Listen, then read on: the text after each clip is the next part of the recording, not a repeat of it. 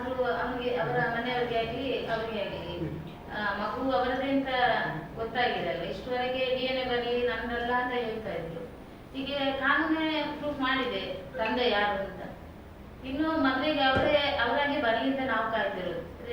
ಮಾಡದಿದ್ರು ಕಾನೂನು ಹೇಳುತ್ತೆ ಮದುವೆ ಆದ್ರೆ ಒಳ್ಳೇದು. ಯಾಕೆಂದ್ರೆ ಒಂದು ಮಗುವಿಗೆ ತಂದೆ ಸ್ಥಾನ ಸಿಗ್ತದೆ, ಒಂದು ನನ್ನ ಮಗಳಿಗೆ ಗಂಡನ ಸ್ಥಾನ ಆದ್ರೂ ಸಿಗುತ್ತೆ ಅಲ್ವಾ. ಇಷ್ಟವರೆಗೆ ಅಲ್ಲ ಅಲ್ಲ ಅಂತ ಹೇಳ್ತಿದ್ದವರು ಈಗ ಪ್ರೂಫ್ ಆಯ್ತಲ್ವಾ ತಂದೆ ಅಂತಾನೆ. ಈ ಘಟನೆ ನಡೆದ ಬಳಿಕ ನಿಮ್ಗೆ ಯಾವ ರೀತಿಯ ಅನುಭವಗಳಾಗಿತ್ತು? ಅಂದ್ರೆ ನಿಮ್ಮ ಬಗ್ಗೆ, ನಿಮ್ಮ ಫ್ಯಾಮಿಲಿ ಬಗ್ಗೆ?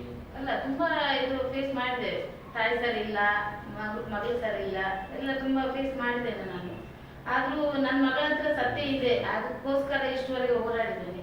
ಅದೇ ಮಾಲಿಂಗೇಶ್ವರ ದೇವರನ್ನು ಕೈ ಬಿಟ್ಟಿಲ್ಲ, ನಮ್ಮ ಕುಲದೇವರಾಗಲಿ ನಮ್ಮನ್ನು ಕೈ ಬಿಟ್ಟಿಲ್ಲ. ಆದ ಕಾರಣ ಇಷ್ಟು ನನಗೆ ನ್ಯಾಯ ನನ್ನ ಮಗಳಿಗೆ ಕೊಡಿಸಿದ್ದಾರೆ. ಇನ್ನು ಸಿಗುತ್ತೆ ಅಂತ ನಾನು ನಂಬಿದ್ದೇನೆ.